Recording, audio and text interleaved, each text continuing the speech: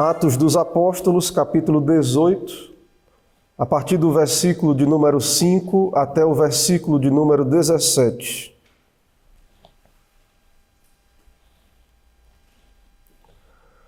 A palavra do Senhor nosso Deus diz assim: Quando Silas e Timóteo desceram da Macedônia, Paulo se entregou totalmente à palavra, testemunhando aos judeus que o Cristo é Jesus.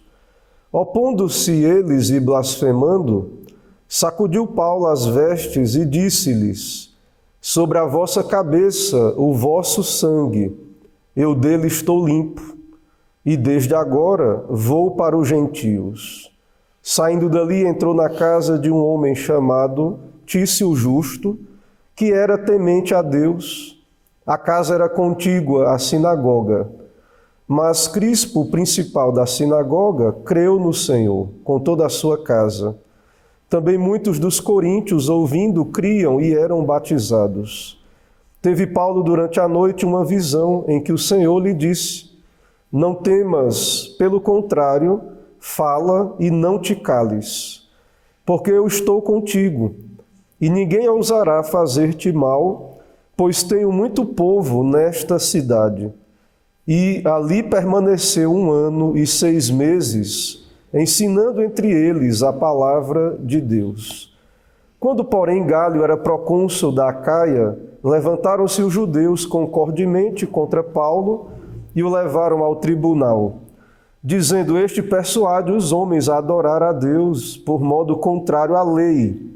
Ia Paulo falar, quando Gálio declarou aos judeus: Se fosse com efeito alguma injustiça ou crime da maior gravidade, ó judeus, de razão seria atender-vos. Mas se é questão de palavra, de nomes e da vossa lei, tratai disso vós mesmos. Eu não quero ser juiz dessas coisas. E os expulsou do tribunal. Então todos agarraram Sóstenes, o principal da sinagoga, e o espancavam diante do tribunal. Gálio, todavia, não se incomodava com essas coisas. Vamos orar, irmãos. Senhor, nós te adoramos no culto público, nesse momento. Pedimos a Tua graça, ó Deus, abençoa este meio de graça, abençoa a pregação da Tua palavra. Seja feita a Tua vontade, ó Deus, usa este instrumento, cumpra-se o Teu propósito por meio da pregação. Nos dá olhar para Cristo, nos dá, de fato, ter comunhão com o Senhor nesse momento.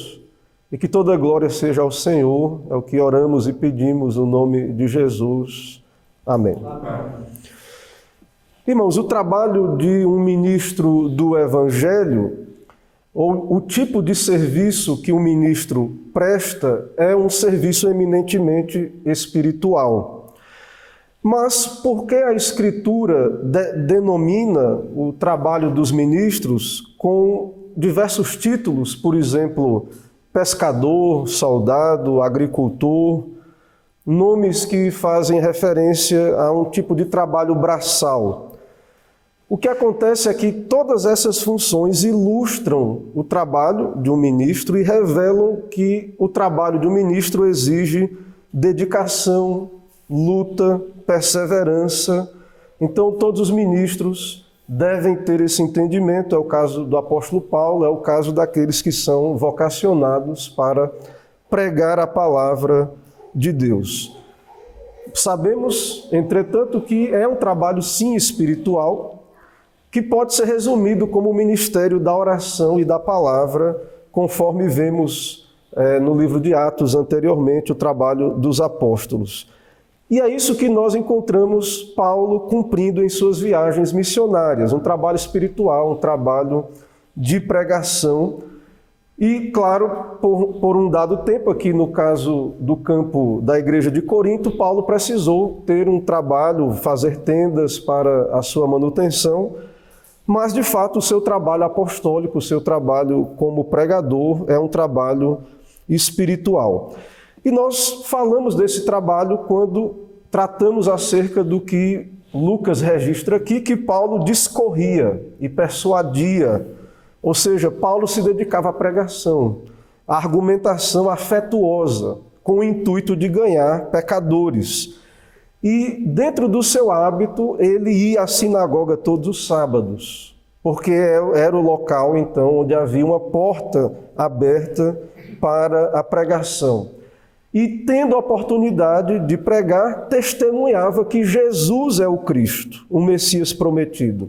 E Paulo, então, tentava ganhar os judeus e os tementes a Deus para Cristo, para essa verdade, que Jesus de Nazaré é o Messias prometido no Antigo Testamento. Também com isso, claro, Paulo alcançava gregos que eram tementes a Deus e desejavam aprender sobre Deus.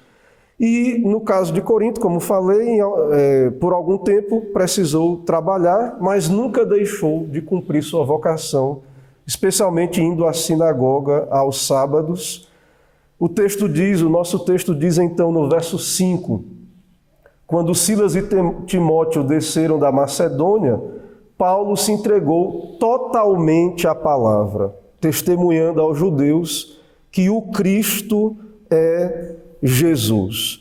Ou seja, estando suprido das suas necessidades, Paulo retoma o seu ministério de tempo integral, que é um ministério que tem como alvo a pregação e apontar pelas Escrituras que Jesus é o Messias. Essa primeira circunstância, a chegada dos seus cooperadores, ela é de fato interessante porque Deus usa a chegada dos seus cooperadores para trazer donativos, também conforto.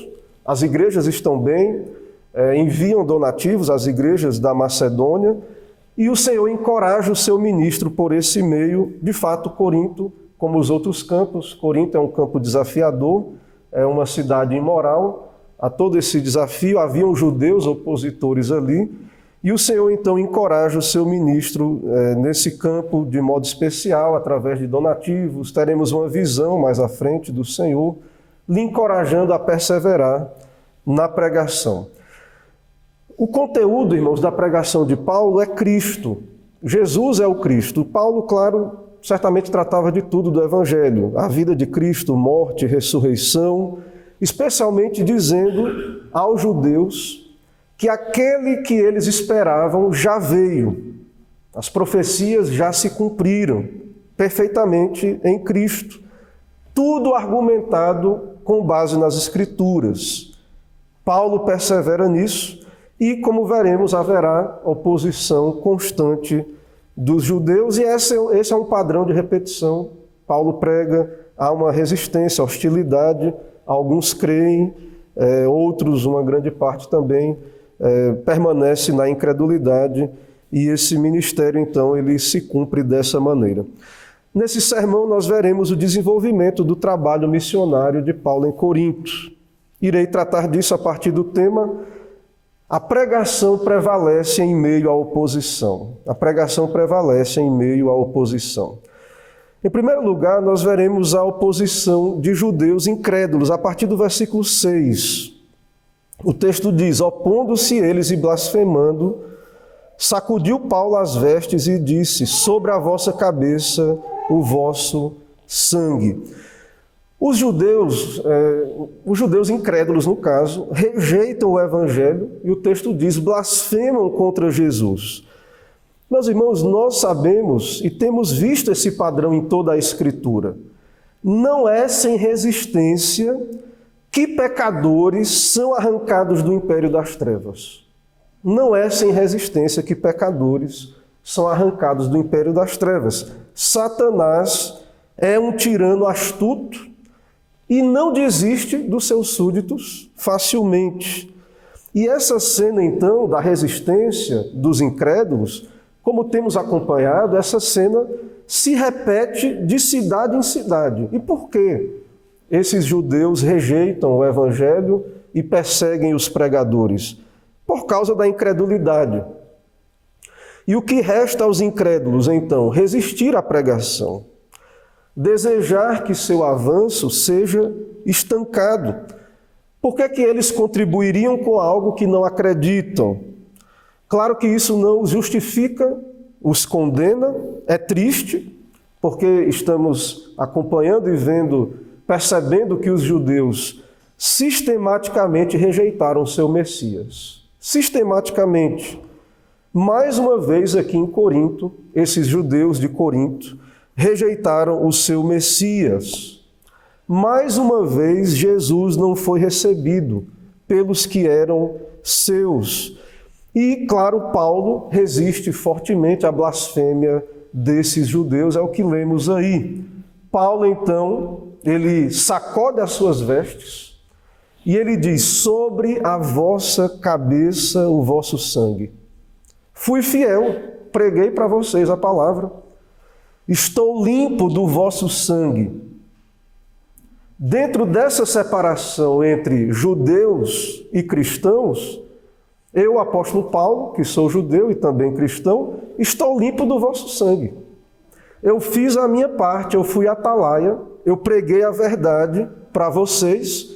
Se vocês não querem, eu sacudo as minhas vestes e vou pregar aos gentios. É o que Paulo está fazendo aqui, é o que Paulo está dizendo àquele auditório que majoritariamente formado por judeus. Claro que haviam ali alguns tementes a Deus, alguns gregos, que atendiam à sinagoga. Então, Paulo está de consciência limpa. E Paulo, como bom crente que é, e nós que também temos o Novo Testamento, nós sabemos que há várias parábolas de Jesus falando sobre a natureza do reino de Deus. E que é característica do reino de Deus ser um reino rejeitado pelos convidados iniciais, Jesus fala disso. E então aquele rei que enviou os seus servos a convidar os convidados para o casamento, ao ser rejeitado o convite, ele envia-os então pelas ruas, pelos becos, em todo lugar, para que então a festa não ficasse vazia. Então é da natureza do Evangelho haver rejeição, o Evangelho continua a ser pregado e então Deus alcança aqueles que Ele determinou por essa instrumentalidade. E esses judeus então e todos os incrédulos que rejeitam o Evangelho apenas trazem juízo sobre si ao rejeitar o único caminho de salvação. Estão a rejeitar o único caminho de salvação, ao rejeitarem a testemunha autorizada pelo Senhor, o seu apóstolo. E é por isso, então, que, tendo a salvação procedido, sim, a princípio dos judeus, houve essa ruptura entre judeus e cristãos, porque os judeus rejeitaram o seu Messias. E eles também, claro, rejeitam os cristãos. Os judeus consideram os cristãos como pecadores ímpios, apóstatas, especialmente os judeus cristãos, né? E desejam aos cristãos a morte do ímpio. Então, irmãos, Paulo ele não perde muito tempo com os incrédulos. É o que nós vemos aqui em nosso texto. Ele sacode as vestes, ele protesta, ele diz que vai para os gentios e no verso 7 diz: saindo dali entrou na casa de um homem chamado Tício Justo, que era temente a Deus, pela providência de Deus, uma casa vizinha ali à sinagoga. Paulo não perde muito tempo, então, entre aqueles incrédulos. Ele cumpriu o seu ministério ali. Deus não vai cobrar o apóstolo Paulo sobre o sangue daquelas almas. Como eu disse, ele é a parte fiel. Paulo apenas protesta, sacode as vestes, segue adiante, e aqueles incrédulos terão que responder por suas decisões. A rejeição dos incrédulos, dos judeus, não é o fim do trabalho de Paulo, mas a obra, então, a partir de agora, vai continuar com uma ênfase maior aos gentios. Embora, irmãos, veja, pela providência de Deus, o trabalho ele vai acontecer vizinho à sinagoga, então os judeus continuam a ter a oportunidade de ouvir a pregação, caso quisessem. E também em todas as ações de Paulo, Paulo está tentando ganhar os seus compatriotas, até sacudir as vestes, protestar. Paulo, tudo que ele faz, claro, é sempre na esperança de que aqueles judeus se arrependessem dos seus pecados. A pregação vai continuar, então Paulo continua a pregar o Evangelho. Do verso 7 ao verso 11, nós temos então uma nova porta para a pregação do Evangelho, uma porta entre os gentios, a partir do verso 7, como lemos aí, a casa de Tício Justo, que era temente a Deus, casa vizinha à sinagoga. Nesse campo missionário de Paulo, nessa cidade de Corinto, nós temos aí no nosso texto, Paulo tem um ministério relativamente longo, mais de 2 anos. E o Senhor abre uma porta nessa casa de Tício Justo, o local da pregação é mudado, então, e logo na sequência, no verso 8, Lucas registra a conversão do chefe da sinagoga, de um importante judeu chamado Crispo. No verso 8, o texto diz: mas Crispo, o principal da sinagoga, creu no Senhor com toda a sua casa. E muitos coríntios, ouvindo, criam e eram batizados. Algo maravilhoso, um importante judeu crê. Depois disso, vários coríntios, pessoas da cidade, creram. Nós sabemos pelo Novo Testamento que Erasto, o tesoureiro, e um homem chamado Quarto. Então, o Senhor está operando por meio do seu instrumento, por meio da pregação. E do verso 9 ao verso 10, nós temos o Senhor se dirigindo ao apóstolo Paulo. Paulo teve uma visão, uma revelação. O cânon não está fechado. Paulo é apóstolo, ele recebe revelações extraordinárias. O Senhor então fala a Paulo palavras de encorajamento, repetindo o mesmo tema da grande comissão que Jesus prometeu estar conosco, a igreja, até a consumação dos séculos. E o Senhor diz a Paulo: não temas, pelo contrário, fala e não te cales, porquanto eu estou contigo. Continue, pregue, eu estou contigo. Ninguém vai te fazer mal, o Senhor diz a Paulo. E o Senhor revela algo a Paulo: eu tenho eleitos nessa cidade. Há eleitos do Senhor, pessoas que amei, e então eu estou a enviar a pregação, o Espírito, e irei salvar pecadores nessa cidade. E nós temos no verso 11, então, o registro de Lucas, que Paulo então pôde permanecer por um bom tempo, um longo tempo ali, 1 ano e 6 meses, ensinando a palavra do Senhor. Irmãos, essa visão, de fato, ela, mais uma vez, ela vem num contexto de encorajamento. Mesmo Paulo sendo um homem de convicção, um apóstolo, alguém cheio do Espírito Santo, é homem. Mesmo sendo um apóstolo, continua sendo um homem sujeito a fraquezas, sujeito a desânimos. Paulo vem de uma sequência de perseguições, de resistência à pregação, de abandonos. Não é fácil para a natureza humana, a natureza pecaminosa, perceber essa rejeição, essa oposição ao seu trabalho. Paulo é intimidado, Paulo é perseguido, e claro, há várias maneiras de perseguir os pregadores, há várias maneiras de intimidar a pregação, não só perseguição aberta, que aconteceu várias vezes, mas também frieza, afastamento. Há várias maneiras de intimidar a pregação do Evangelho, e tudo isso, irmãos, se constituem fardos que tornam a tarefa do pregador uma tarefa difícil e que exige do pregador perseverança, constância, fé. Então, o Senhor se revela ao apóstolo Paulo, em nosso texto, numa visão à noite, e o Senhor o encoraja: eu estou contigo. O Senhor, então, lhe encoraja a perseverança, como Paulo manifesta em outras partes do Novo Testamento a sua plena convicção, como, por exemplo, quando ele diz em Romanos 8, 31, em diante, ele diz: que diremos, pois, à vista destas coisas? Se Deus é por nós, quem será contra nós?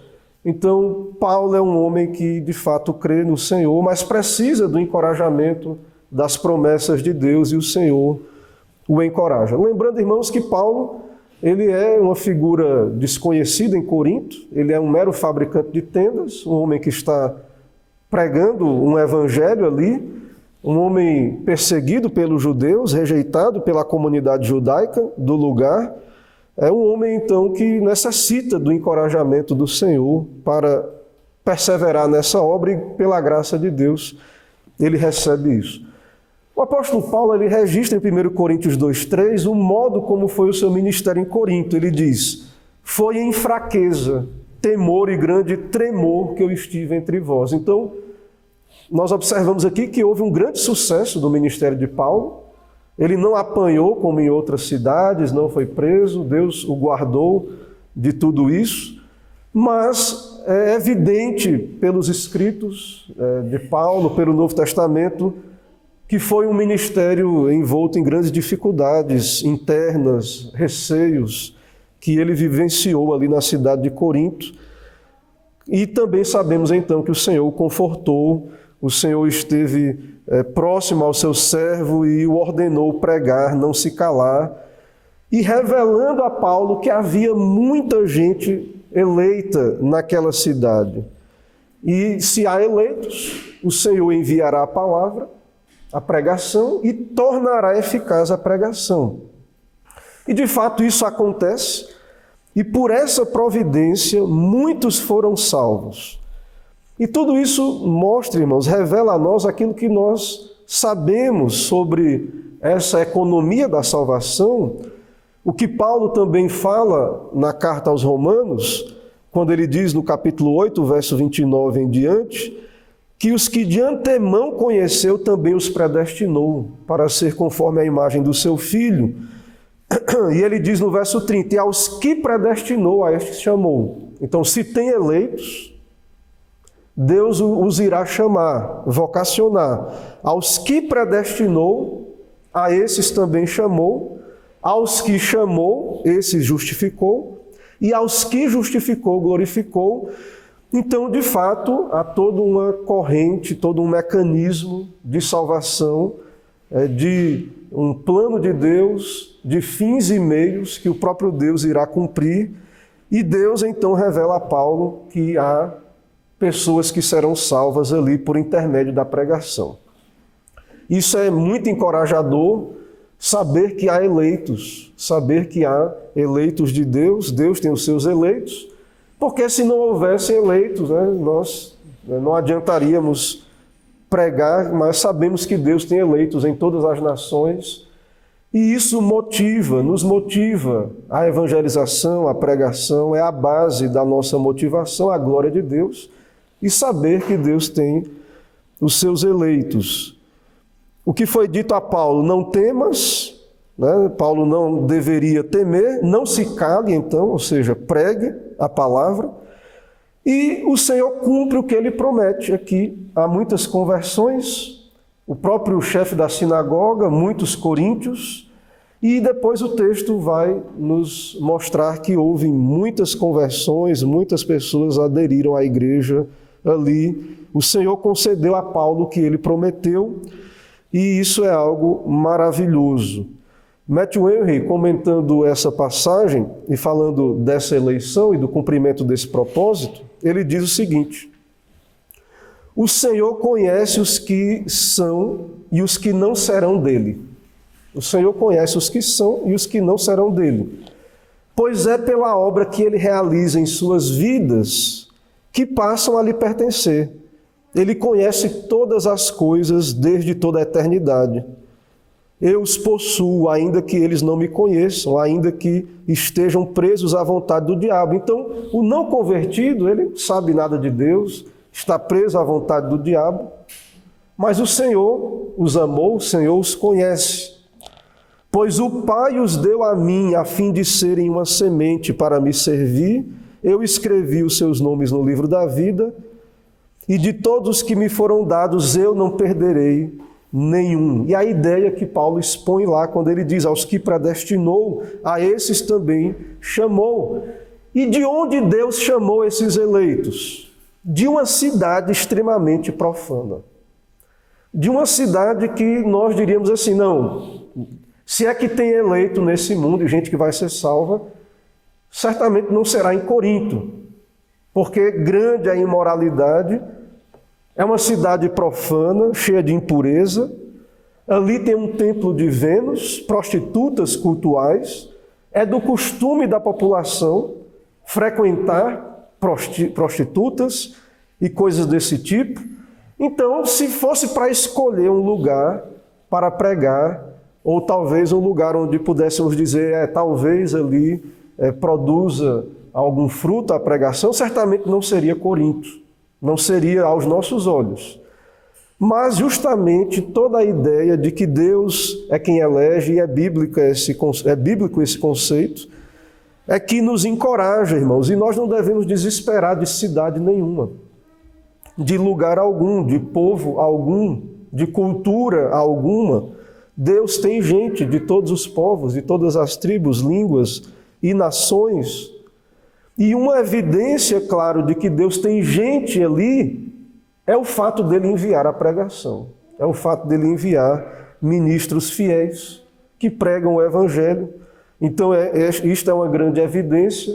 Deus está chamando os pecadores e nós podemos nos sentir encorajados pela pregação fiel, porque se Deus salva pecadores e envia a pregação a estes pecadores, nós temos então boas evidências e encorajamento para crer que há eleitos ali naquele lugar. Aqui em Corinto tem algo interessante que nós precisamos notar. No final aí dessa sessão que estamos expondo, no versículo 11, o texto diz que Paulo permaneceu 1 ano e 6 meses naquela cidade, ensinando entre eles a palavra de Deus. Lá atrás, em Jerusalém, com um sermão, milhares foram salvos. Houve então uma conversão de muitos ao mesmo tempo, manifestando o poder de Deus. Nós sabemos que Deus pode fazer isso, mas Deus também salva, aqui no caso de Corinto, dentro de tempo, de etapas, digamos assim. Então veja, Deus pode por um sermão salvar milhares, mas também pode ser do propósito de Deus que durante um grande intervalo, ou um médio intervalo, por meio da pregação constante, Deus vá reunindo os seus eleitos, que é o caso então de Corinto. Então, por isso Deus, o Senhor Jesus, queria que Paulo ficasse muito tempo ali. Por isso o Senhor o protegeu, deu condições para que Paulo permanecesse, o encorajou para que ele permanecesse, e por meio desse processo, gradativamente, dentro daquele tempo, o Senhor reuniu os seus eleitos ali naquela igreja de Corinto. Claro que também era importante a permanência de Paulo para que a igreja fosse instruída, para que a igreja fosse edificada. E Paulo é o instrumento ideal para isso, naquele contexto. Então foi da vontade de Deus que essas coisas fossem assim. E em terceiro lugar, irmãos, do versículo 12 ao versículo 17, nós veremos aí que Paulo recebeu apoio do magistrado civil, de modo indireto, mas ele recebe, de algum modo, apoio do magistrado civil.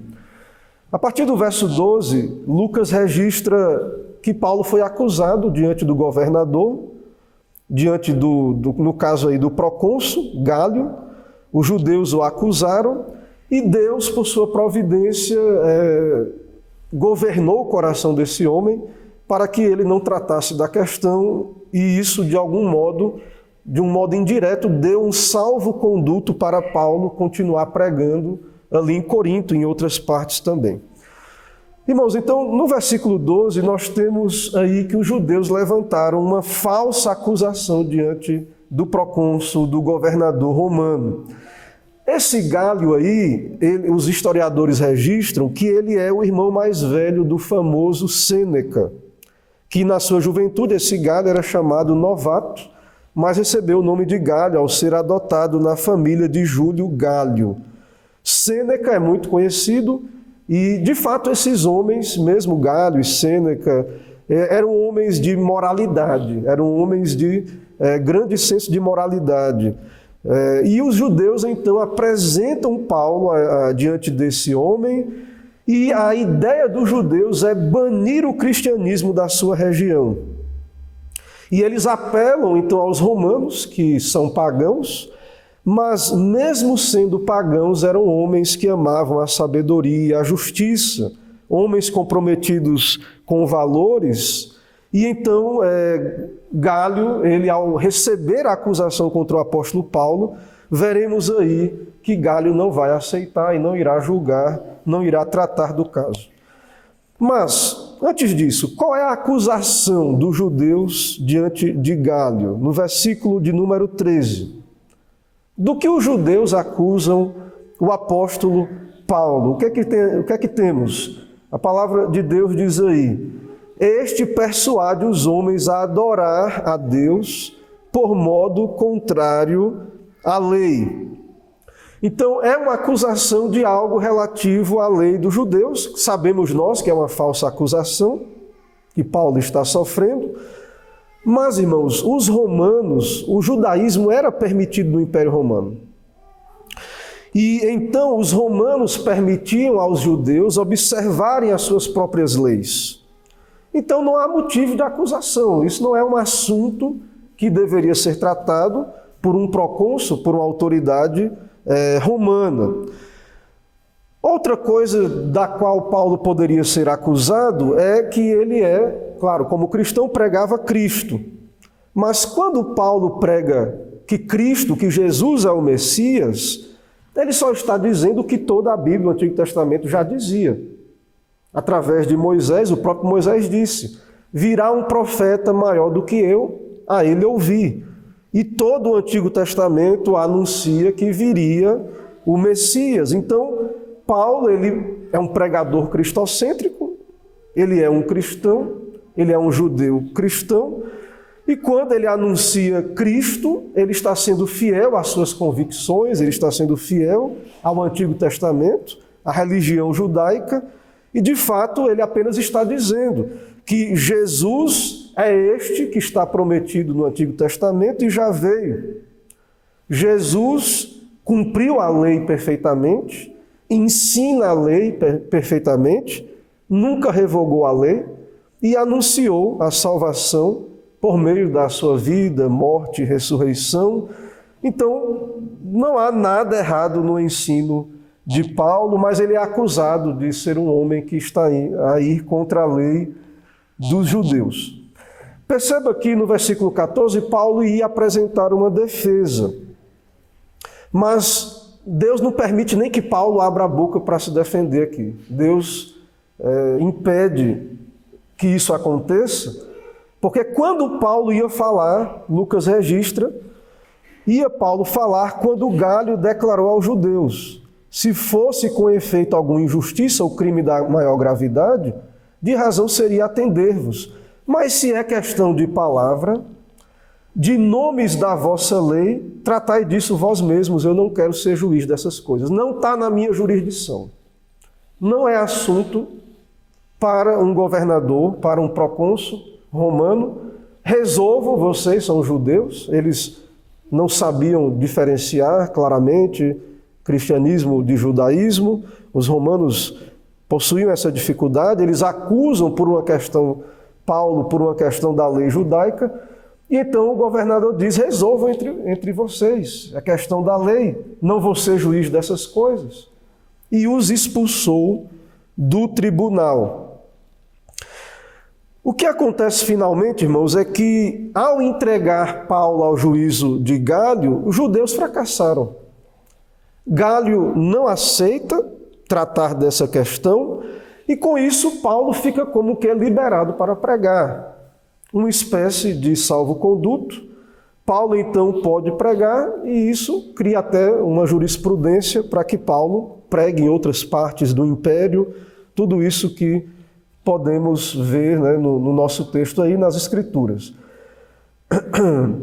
Na sequência, não conseguindo cumprir os seus intentos, eles foram expulsos, não podendo fazer nada contra Paulo. Eles agarraram Sóstenes, um outro líder da sinagoga, ou um substituto de Crispo, que também, tudo indica, havia se convertido ao cristianismo. No verso 17 diz, então, todos agarraram Sóstenes, o principal da sinagoga, e o espancavam diante do tribunal, Galio, todavia, não se incomodava com essas coisas, então acabaram punindo este outro homem, que possivelmente também era cristão, um outro líder da sinagoga ou um substituto do outro líder, Crispo, que havia se convertido anteriormente. Irmãos, diante de tudo isso, ainda algumas aplicações para nós. O que nós vemos, irmãos, no livro de Atos, que é chamado Atos dos Apóstolos, alguns acham que poderia ser chamado Atos do Espírito Santo, mas o fato é que o que acontece no livro de Atos é que o Senhor Jesus, o próprio Senhor Jesus, está continuando a sua obra através dos seus ministros. É Cristo que está falando por meio dos pregadores. O Senhor então envia a sua palavra, Cristo usa os seus ministros, Cristo está operando a sua salvação por intermédio da pregação, da vocação do Evangelho na pregação. E há um certo padrão nessa salvação, como temos acompanhado. Há um certo padrão em que esse Evangelho é pregado, alguns rejeitam, perseguem, o Senhor reúne os seus. De fato, há toda essa dificuldade e, de fato, a salvação, ela acontece em meio a essas oposições, a esse ambiente de turbulência. O fato é que a pregação é central nesse plano de Deus de salvação por meio de Cristo, pela obra do Espírito Santo, e é central na pregação, na plantação de igrejas, na plantação da igreja. E especialmente esse tipo de pregação que vemos aqui no ministério de Paulo, cristocêntrica, uma pregação perseverante, argumentando com pecadores a partir das Escrituras. Então esse é o meio comum, ordinário, que Deus estabeleceu para o estabelecimento da sua igreja. Claro que para isso o Senhor usa ministros, e ministros são homens fracos, pecadores, e que necessitam de conforto e encorajamento. E isso também pode se expandir para a igreja. O povo de Deus, a igreja em geral, pode se sentir desencorajado em meio às lutas, às oposições. O Senhor, irmãos, Ele usa vários meios para nos encorajar, meios da sua providência. Claro, concede ministros à igreja, mas há vários outros meios que o Senhor usa, especialmente a sua palavra, as promessas da palavra. A grande comissão, quando o Senhor diz: eis que estou convosco todos os dias, porque essa obra do ministério, ela exige de nós fé, perseverança e, de fato, embora Deus possa, em determinados momentos da história, enviar avivamentos e converter milhares de modo imediato, também é verdade que o Senhor pode cumprir esse ministério por meio de perseverança, de um intervalo de tempo maior. Há momentos na história da igreja em que é a vontade de Deus reunir gradativamente os seus eleitos por meio da igreja. E dentro então desse processo, a igreja não pode ficar desencorajada, não pode cair na incredulidade sobre esse plano de salvação, sobre os meios de graça, na oração também, para que Deus converta os pecadores. Nós não podemos desanimar, nós devemos olhar para Cristo. O Senhor nos chama pelo seu Evangelho, a comunhão com Ele, e nos chama a servi-lo, a adorá-lo, a obedecer a sua palavra, a servi-lo como crentes, como servos, cada um de nós nas nossas vocações. E nós, irmãos, não podemos desanimar. Precisamos olhar para as promessas do Senhor. Você precisa ser paciente e permanecer naquilo que o Senhor tem te instruído, naquilo que é bíblico, naquilo que o Senhor já tem dado à sua igreja. Você precisa permanecer, sabendo que o Senhor haverá de cumprir os seus planos, os seus propósitos, e reconhecer que nós, claro, também somos sujeitos ao desânimo, sujeitos à inconstância da nossa natureza, mas o Senhor requer de nós firmeza e perseverança. Irmãos, que o Senhor nos ajude. Como igreja, temos o desafio de ser igreja aqui nesta cidade, plantar uma igreja, ter uma igreja fiel que adore a Cristo aqui nesse lugar, que nós não desanimemos, o tempo pertence ao Senhor para reunir os seus eleitos, que possamos perseverar na pregação desse Evangelho e cumprir cada um de nós a nossa vocação. Que o Senhor nos ajude então e nos abençoe. Amém. Irmãos, vamos nos colocar em pé, vamos orar.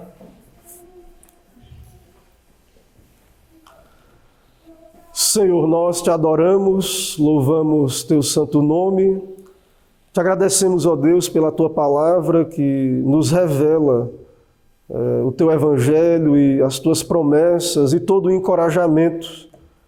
O Senhor conhece o nosso coração, aquilo que precisamos, conhece as nossas fraquezas, receios humanos, tendência à incredulidade em meio às dificuldades. E o Senhor sabe a natureza do trabalho que o Senhor nos chamou a cumprir. Fortalece, ó Deus, o teu povo, nos dá ânimo, ó Deus, concede firmeza na fé, nos dá a perseverar naquilo que o Senhor já nos deu, nos entregou. Também pedimos que o Senhor nos dê fruto do trabalho, nos proteja, nos guarde, que o Senhor abra portas para a pregação do teu Evangelho. Nos dá uma semana de paz abençoada, nos livra, nos guarda de todo mal, abençoa o trabalho do teu povo, abre portas em cada local, em cada ambiente de trabalho, abre portas à pregação do teu Evangelho, ao testemunho cristão e outras portas que o Senhor queira abrir aqui nesta cidade, neste país, que o Senhor cumpra a tua vontade através de nós, nos use como instrumentos, que seja Cristo a falar por nosso intermédio. Assim oramos, pedimos em nome de Jesus. Amém.